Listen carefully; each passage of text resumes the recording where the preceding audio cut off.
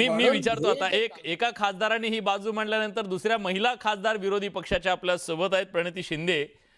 अ, आवाज येतोय तुमच्यापर्यंत, प्रणितीजी? हो हो, येतोय येतोय. गेली 3 दशकापासून जे वाट पाहत होत्या महिला, त्या महिलांची वाट तुम्ही अडवली आणि त्यांच्या स्वप्नांवर पाणी फिरवलं, अशा प्रकारची मांडणी केली जातीये सत्ताधाऱ्यांकडून. हे पातक आहे तुमच्या माथी, असं त्यांचं म्हणणं आहे. आज जे बिल डिफीट झालं ते महिला आरक्षण बिल नव्हतंच. महिला आरक्षण बिल हे 2023 मध्येच पारित झालं. 2024 मध्ये ते न लागू करण्याचा पाप हा मोदी सरकारने केला. आज जे बिल होतं ते डिलिमिटेशनचं बिल होतं, ते महिला आरक्षण बिल नव्हतंच. त्यांनी ते 2 लिंक करण्याचा पाप आणि अन्याय ह्या देशाच्या महिलांवर केला.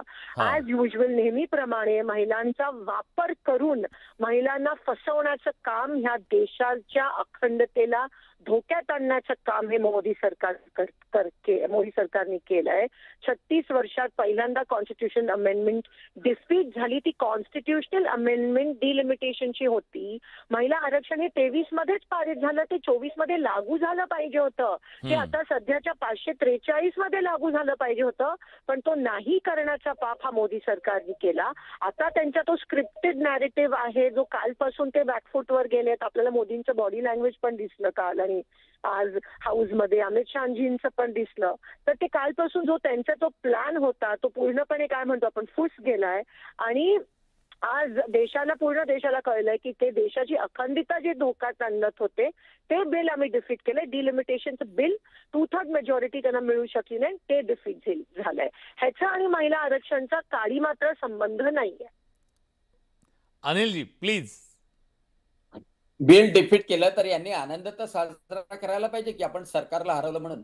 पण आता आपल्या ताईंनाही मी विचारू इच्छितो की 272 जर खासदार, महिला खासदार जर आल्या असत्या तर काही वाईट झालं असतं का?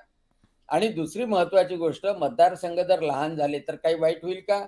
बरं, हे म्हणतात देशाला तोडण्याचा प्रयत्न आहे. पण त्यांचं असंही म्हणणं होतं की ही एक प्रकारची चाणक्य नीती आहे तुमची. पूर्ण पूर्ण पूर्ण होऊ द्या ना, पूर्ण होऊ द्या. हं. देशाला तोडण्याचा प्रयत्न आहे म्हणतात. जर दक्षिणेमधले राज्य आहे ज्यांची 20 ची खासदाराची संख्या असेल, त्याची जर 1.5 पट 30 होते, प्रपोर्शन सेम राहत आहे. उलट रिप्रेझेंटेशन कमी लोकांचं रिप्रेझेंटेशन करण्याची संधी मिळते. जास्त महिला 272 महिला खासदार म्हणून संसदेमध्ये जातात आहे. 144 महिला महाराष्ट्र राज्याच्या विधानसभेमध्ये येतात आहे. तर हे महिलांच्या भल्यासाठी आहे की महिलांच्या तोट्यासाठी आहे? हे प्रणितीताईंना तर एवढं कळायलाच पाहिजे. आणि त्याच्यामुळं प्रणितीताईंनी 272 खासदार आहेत त्या अडवल्या, याचं दुःख मानायला पाहिजे. यांना माफी मागावी लागणार आहे. सगळ्या महिलांची, भारताच्या महिलांची माफी मागावी लागणार आहे. खरोखर प्रणितीजी, माफी मागायला लागेल तुम्हाला देशातल्या महिलांची, असं त्यांचं म्हणणं आहे. मला एकच प्रश्न विचारायचा आहे.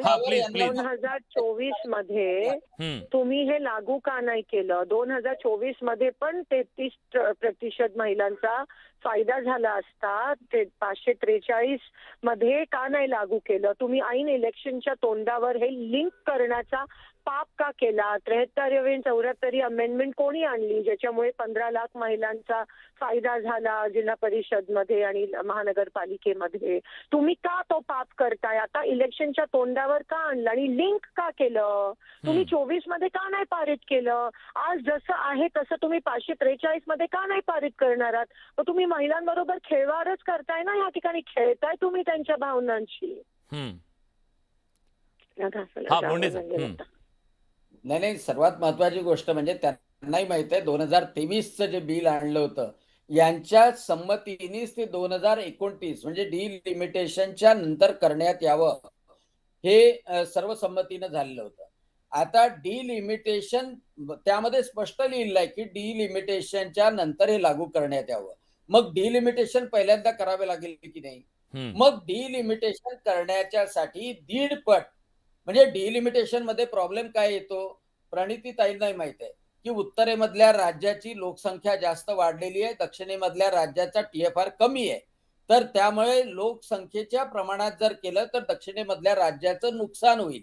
हा. आणि त्यामुळं प्रधानमंत्री नरेंद्रजी मोदींनी, भारतीय जनता पक्षाच्या सरकारनी सगळीकडे समान 50% वाढ दिलेली आहे.